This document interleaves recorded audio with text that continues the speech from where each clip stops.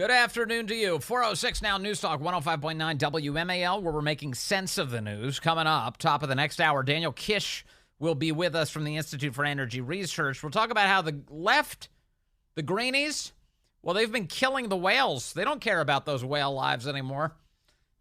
We'll talk to Daniel about why. And then Mike McCormick is here at 5:30, former stenographer for then Vice President Joe Biden, with some brand new information on how the Bidens set up their Burisma meetings and who was involved in that effort. You can join us today at 888-630-9625, 888-630-WMAL. I'm looking at a headline today from the New York Post. Biden staffers, exclusive, Biden staffers met with special counsel Jack Smith's aides before Trump's indictment. The White House counsel's office met with a top aide to special counsel Jack Smith just weeks before he brought charges against former President Trump for allegedly mishandling classified documents, raising serious concerns about coordinated legal efforts aimed at President Biden's likely opponent in 2024. For more on this issue, I want to bring in Congressman Andy Biggs. He represents Arizona's 5th Congressional District. You know him also as a member of the House Judiciary and Oversight Committees. Congressman, great to have you with us, sir. Vince, thanks for having me. Good to be with you. Why are we just finding out that Jack Smith's team was meeting with the White House ahead of their indictments?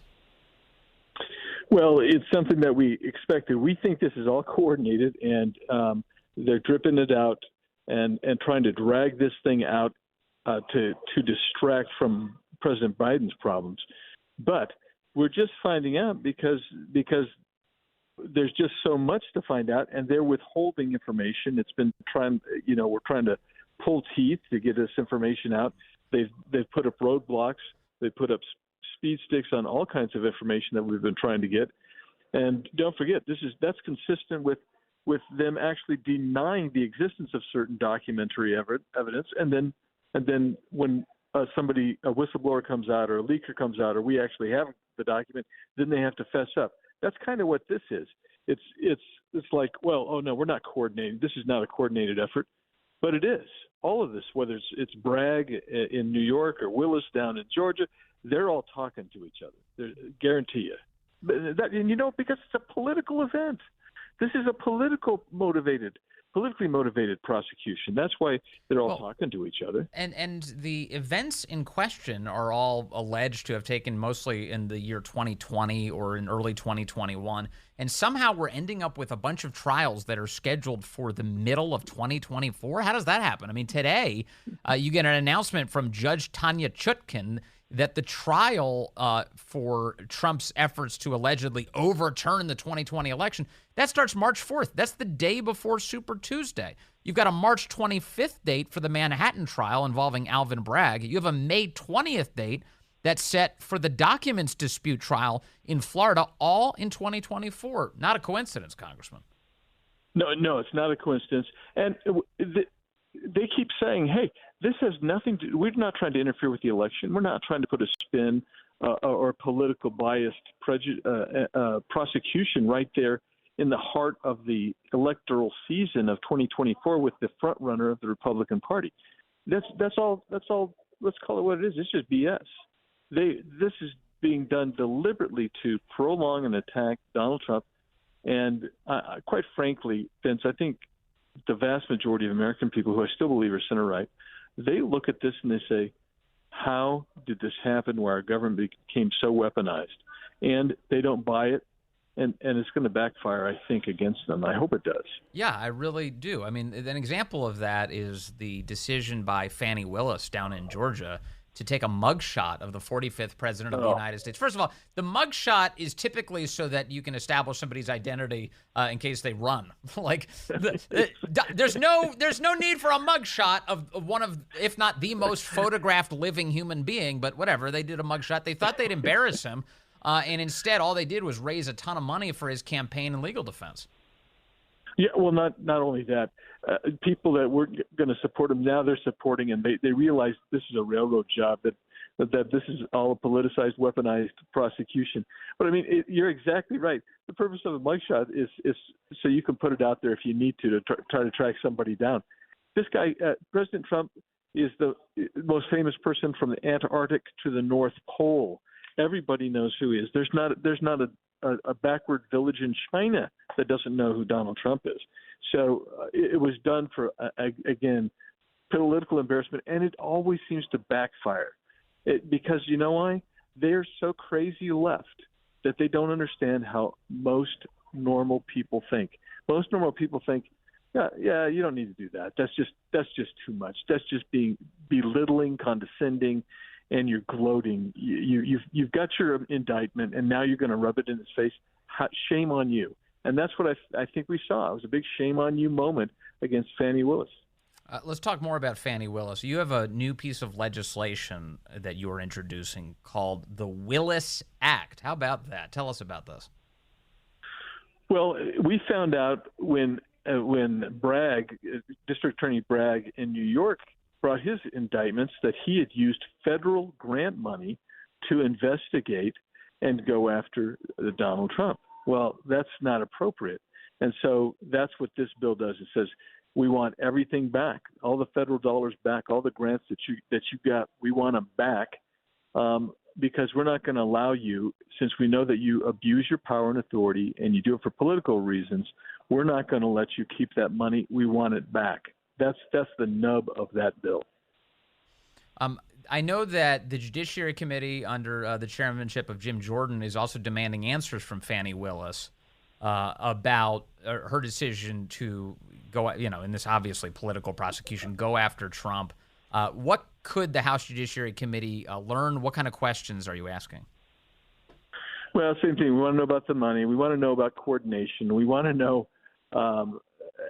what authority that she thinks she has, and we just are trying to figure out what the nexus is to the alleged crime, and if she's abusing any type of federal civil rights.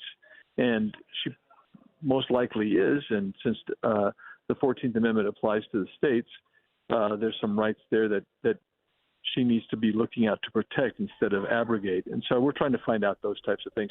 And I think, we found out some stuff in responses from, not necessarily from Bragg, but from people around Bragg, that there's some problems. And I think that all of this stuff, as it moves forward, when I say stuff, I'm talking about these various indictments and going against Donald Trump, we'll find out more and more about, quite frankly, the corruption of those who have power and begin to abuse it, and not just abuse the power, but abuse it for political purposes. That isn't what we've done in America historically, and yet here we are today. And it's never been more patently obvious that we have major problems in that area. Congressman Andy Biggs, on that point, let's shift over to Biden family corruption. Over the weekend, Fox's Brian Kilmeade aired an interview with the long ago fired now Ukrainian prosecutor Viktor Shokin. We haven't heard from him in a long time. And here's what he had to say about Burisma and the Bidens. Were they up to doing something corrupt with Burisma? Was the company of Burisma corrupt, as been alleged, which since has been disbanded? I have no doubt that there were illegal activities engaged in by Burisma. As a matter of fact, the criminal case had been started before me.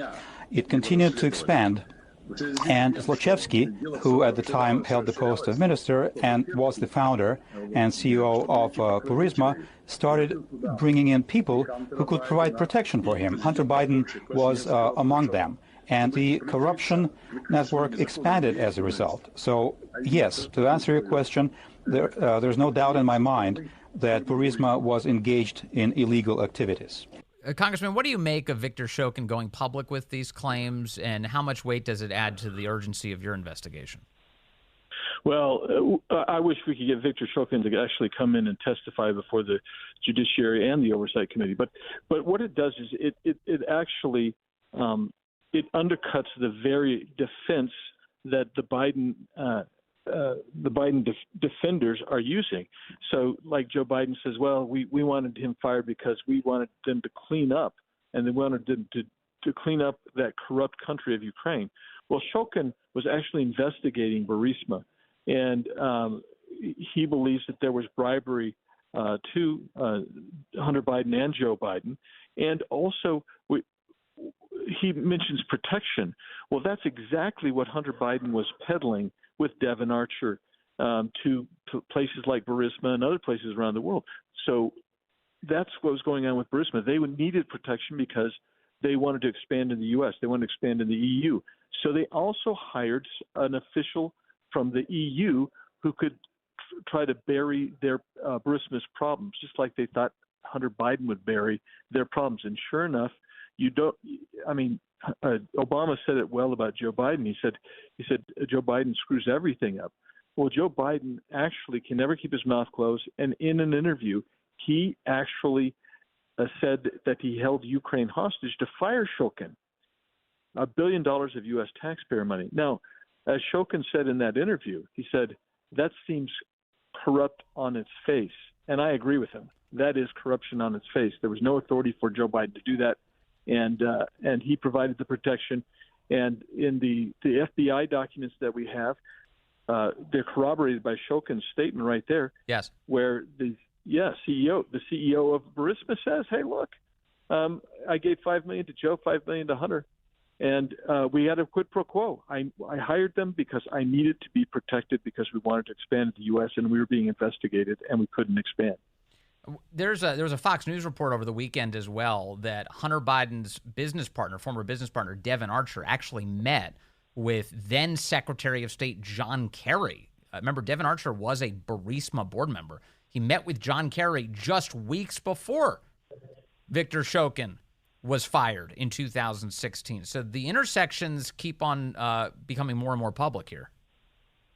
Yeah, and don't forget that John Kerry's stepson, Chris Hines, was actually a partner of Devon Archer and Hunter Biden at various times. My guess is at some point, even Chris Hines realized these guys were heading down the wrong road, and he pulled back out of it at some point. But certainly, you see more and more of visits to the White House, visits to the Vice President's office. Yeah. For a guy who didn't know anything about the business, Joe Biden sure seemed to know a lot about the business and be heavily involved. Let me ask you finally, Congressman Andy Biggs, and always grateful for your time, about the Speaker, Kevin McCarthy. He was on television this weekend once again suggesting that we might be arriving at a point in which we should have an impeachment inquiry going on in the House. He says the argument for an impeachment inquiry is that it would give the House the apex of the investigative tools that it needs to conduct this investigation into the Bidens. I like hearing him say the impeachment word, but it strikes me that he's said this a lot about a variety of people, including Alejandro Mayorkas. He's floated this idea that maybe we'll impeach him. Do you believe him? Is this actually moving to an impeachment? And would an impeachment actually make a difference in terms of your investigative power? Well, the impeachment inquiry would actually give you more status with a court if you needed to enforce various subpoenas and that type of thing. So that's important. But you asked me, do I believe him? And I always answer you straight. This is the same guy who told us we were going to have 12 appropriations bills done and over to the Senate so that they could get their work done before the end of September. Well, that ain't going to happen. And, so there's a lot of reasons for me to have doubt that he's really moving this way, especially not the least of which that he's already said, well, we're getting close to impeachment inquiry, but he dances around it. It's long overdue. It is long overdue. People like myself have been calling for this for a long time. I felt that we had enough on Joe Biden a long, long time ago. Just on how he's mishandled the border, and it isn't mishandling.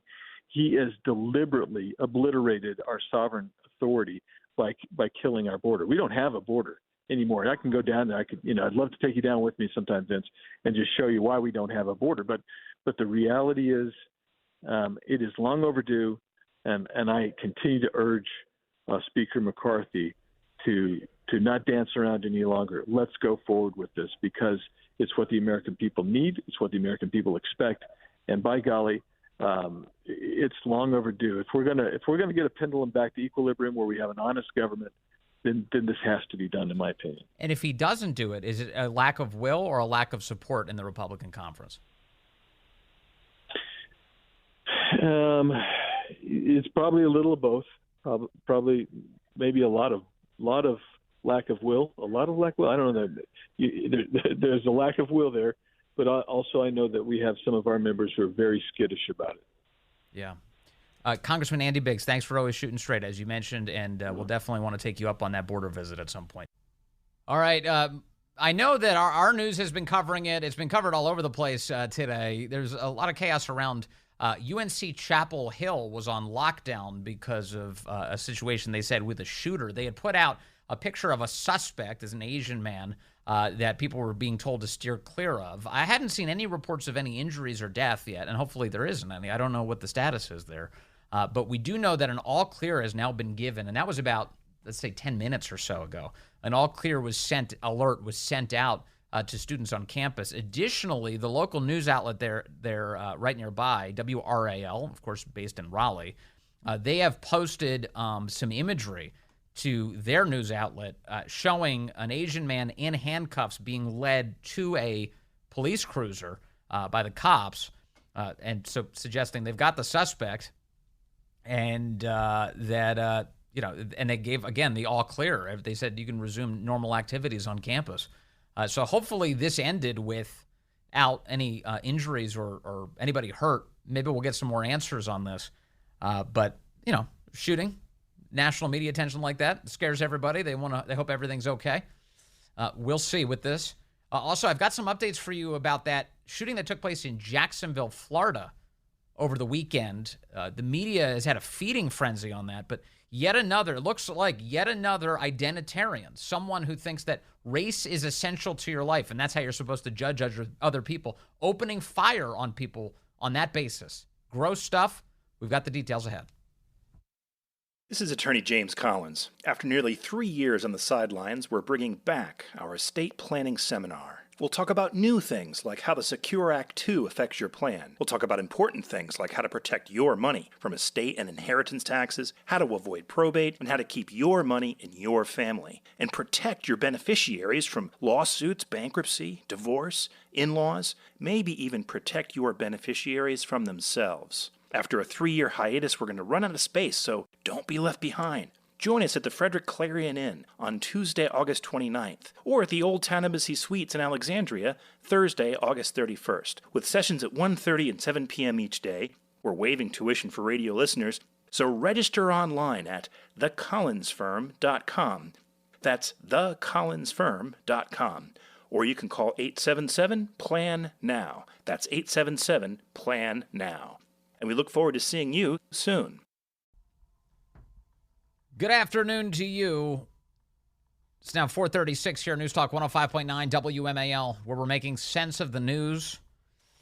Coming up, Daniel Kish will be with us from the Institute for Energy Research. We'll talk about all the whales that the left is killing and now ignoring. And then Mike McCormick will be with us at 5:30, former stenographer for Joe Biden. He's got some more information now on how the Bidens actually arranged their Burisma meetings. Got to enrich the family somehow. And you can join us today at 888-630-9625, 888-630-WMAL. Yes, we are seeing these reports that there's an all clear that's been given at UNC Chapel Hill. And additionally, WRAL has been reporting that the UNC Medical Center, the local hospital there, has been still accepting patients today, normal patient activity. They say they were on lockdown for a bit as a precaution, but they have not received any patients from the incident on campus, according to Alan Wolf, a spokesperson for UNC Health. So that's it. The outpatient clinics are closed there for the day because of the lockdown. But they say they're not even receiving any patients from this. So, with a little prayer here and with any luck, nobody's injured meaningfully. Sometimes when they report injuries from events like this, people are, they're stumbling downstairs, twisting ankles, and maybe getting bruised or scraped up, just trying to get to cover and get to a lockdown situation. Let's hope that's the worst of it if there's anything like that. Again, a prayer goes up today for the safety of everybody there on that campus. It is interesting, though. I was just talking to Corey, our producer here, about we just had all of these shootings in Alexandria and Arlington over the weekend, a couple of shootings in a row Saturday night. And There was no national media attention on any of this. None. And if the comparison is, well, the shootings, people are accustomed to them happening in cities. I don't know. Alexandria and Arlington, at least up until recently, were always considered a little bit safer. It wasn't like, oh, that's one of the rough neighborhoods, that Arlington. No. And then now you get shootings taking place. You don't get national media attention. You don't get obsession over who's the suspect. Are we going to track them down? What were their motivations? What happened? Nothing. And here, a multi-hour lockdown at UNC. Casualties unknown at the moment. Just got a text from John Lott. He says UNC is a gun-free zone. Yeah, that's right. UNC is a gun-free zone, and apparently a guy had a gun. He wasn't following the rules. But we'll see. Again, we like to wait for the facts before we share them. That's the best policy here. Over the weekend, there was another shooting in Jacksonville, Florida on Saturday. Here's how the New York Times describes it. A white gunman wearing a tactical vest barged into a Dollar General store in Jacksonville, Florida on Saturday and fatally shot 3 black people in an attack that the authorities said they were investigating as a hate crime. The gunman died after shooting himself, according to Sheriff T.K. Waters of Jacksonville, who spoke at a news conference on Saturday evening. Waters said, quote, "This shooting was racially motivated. He," meaning the shooter, "hated black people." On Sunday, Sheriff Waters identified the victims: Angela Michelle Carr, 52, Anult Joseph Laguerre Jr., known as AJ, 29, and Gerald Deshaun Gallion, 19. He identified the gunman. I'll spare you the identity. I know the standard is all over the place, including for myself, but it's a 21-year-old gunman from a nearby county, Clay County. He was armed, that is, with an AR-15 style rifle and a Glock handgun, both of which that he purchased legally in Florida, officials said. The rampage on Saturday was the latest high-profile racially motivated attack carried out by a white gunman in the United States. The race-obsessed New York Times assesses here. Also, this guy apparently was race-obsessed. He apparently targeted his victims, according to the sheriff, because of their skin color. He thought of himself on the basis of race. He thought of his victims on the basis of race. He thought that his skin color said something, that the skin color of his victims said something about who they are. It's disgraceful, isn't it? Disgraceful. This racial identity toxicity. Now, this guy had all sorts of issues. As always, we always find this out. He had a history of domestic violence. Cops were called to a domestic violence incident involving him as the suspect in 2016. He was, in 2017, involuntarily committed to a mental hospital. How did he legally obtain the guns then? Start doing some math on this for me, would you? Did he get them recently? He was involuntarily committed to a mental hospital? He had a swastika on the weapon. Cops put out an image of that. He apparently had something like 3 manifestos, like just documents describing his thoughts as whatever those might be, and other notes, they say. The shooter first went to a Christian HBCU right nearby the site of the Dollar General. Edward Waters University. I say HBCU, Historically Black College and University. It's a Christian school. And apparently the shooter went there first. I assume if he was looking to target black Americans, he would go to a school which featured predominantly black Americans. Perhaps exclusively. I don't know what the student body composition there is. But it's an HBCU, a Christian one. He goes there. He fled when he was, quote, confronted, according to news reports. Now, what does that mean? Did he detect that there were armed guards anywhere near there?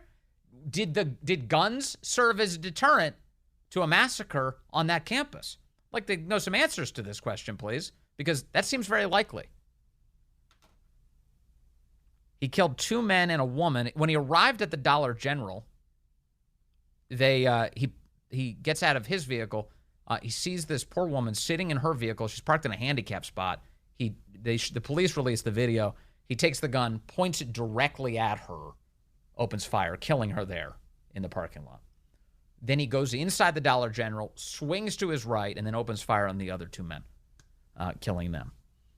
The cops get there, and he kills himself rather than allow himself to be taken and captured. So there's that. Here's the Jacksonville County Sheriff, T.K. Waters. He is a black man himself. He is a Republican. And here's what he had to say as he spoke to the press. Well, we have to stop people that have bad intentions. Guns, the story is always about guns. The people are bad. This guy's a bad guy. If I could take my gun off right now and I lay it on this counter, nothing will happen. It'll sit there. But as soon as a wicked person grabs a hold of that handgun and starts shooting people with it, there's the problem. The problem is the individual. Now, guns are a tool that people use to do horrible things, but it's the individuals that wield these things. So we are working hard to try to stop that. But in this situation, in this case, there was nothing illegal about him owning the firearms. Yep.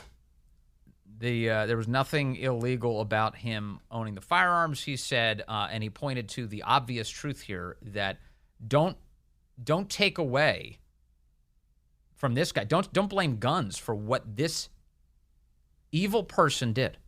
It was his decision. It was his attack. It was him. This guy's a bad guy, says the sheriff. And if I take my gun off right now and I lay it on the counter, nothing is going to happen. It's when a wicked person takes custody of that gun and starts using it. The community of Jacksonville, in its morning, had an event, and Ron DeSantis appeared, as he would, the governor of Florida. And while he was speaking during this prayer vigil, he was heckled. He was attacked for standing up for the good people of Jacksonville. Because this is how much the left has polluted people's minds, that they think it's appropriate to attack the governor of Florida for coming in, bringing attention to, bringing state resources to, a lot of money he's bringing with him to Jacksonville in the wake of this shooting. Well, thank you for doing this. I want to just say to the Councilwoman, don't worry about it. We've already been looking to identify funds to be able to help make sure there's adequate.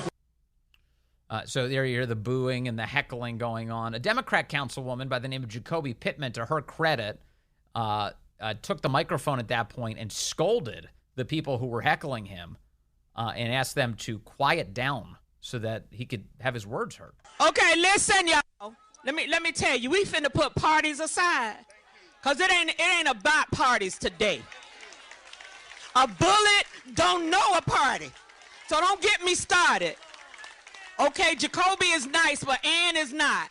Now, if the governor wanted to come here and he bringing gifts to my community, y'all know I'm taking the gifts, because we've been through enough already, and I don't want to go through no more. Now, y'all just be quiet just a minute and let the governor say what he gonna say, and we gonna get this party started. You hear me? Okay, let's do it. Okay. All right, so that's the council member, Jacoby Pittman. Although the left was angry at this. The left was furious at her for daring to stand up for decency, for daring to say, hey, settle down. We're standing up for the community of Jacksonville. The governor came here to do that. Let's listen to him. He's bringing resources.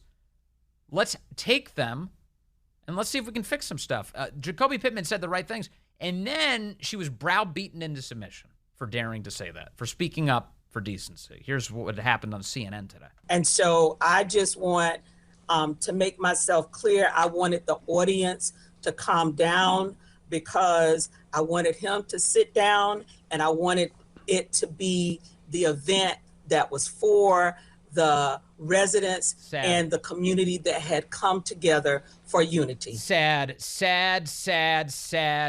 Jacoby Pittman, whoever you are, you failed. Grow a spine. For her to say, now she's sucking up to CNN. Now she's saying, oh, I just wanted to get it over with. I wanted the crowd to settle down so that we could get the Ron DeSantis thing out of the way. Ugh, we had to even deal with that. Let's get back to the, quote, community speaking. It's just disgraceful, isn't it? Isn't it amazing? How hard is it just to be decent people? It's not hard. It's not. Apparently, it's a big challenge. Ron DeSantis, this is today, made this announcement that Volunteer Florida, the organization, is going to be providing $1 million to support the nearby, again, university, Edward Waters University, a Christian, historically black college. I'm pleased to be able to announce we're going to be able to do $1 million to Edward Waters College to increase security on campus. As I've said for the last couple of days, we are not going to allow our HBCUs to be targeted by these people, and so we're going to provide security help with them. We also have FDLE on site today evaluating security on campus and making recommendations for any additional infrastructure improvements. Also, per the request at yesterday's vigil, we're able to do $100,000 to the charity that's supporting the victims' families, and those funds are all coming from Volunteer Florida. So we're going to continue to work with those folks in the days and weeks ahead. All right, so he's all over this. He's on top of it, and he's working on behalf of the people of his state, where he's, by the way, the governor. I can't believe we had to let the governor speak. I wanted to get it over with. Stupid, just so stupid. Speaking of stupid, NPR's Franco Ordonez was speaking to the White House's director of the Office of Public Engagement today, a man called Stephen Benjamin. And so here, you'll hear in this clip, the NPR guy, again, subsidized by you, the American taxpayer, NPR, as my buddy Chris Plant says, National Panhandler Radio, talking to another guy who's paid for by you, the American taxpayer, a White House guy. And the NPR guy goes, hey, is there any connection between the shooting by this deranged race essentialist lunatic, this racist lunatic, and the plan in Florida to teach people the entirety of American history? Now, he doesn't use those words, but you get the point. He's trying to connect all of this. The fact that Florida has one of the best damn curriculums in the country to teach people about American history, including and especially the history of black Americans. The left is furious about this. They don't want people to know the whole thing. They want some funhouse mirror version of events to be taught. And Florida's not doing that. So here's NPR trying to link Ron DeSantis, the Florida Department of Education, and a proper exposition of history to a man shooting people in Jacksonville, Florida. Thanks, Mayor. Does the White House see any connection with the changes that the Florida governor has made in teaching about African American history to the kind of violence that we saw in Jacksonville? Now, if this was a normal White House, what they would do is say, sir, please, the door is over there. This room is for normal people asking normal questions, not the insane left-wing talking point crap that you just cooked up and put out here.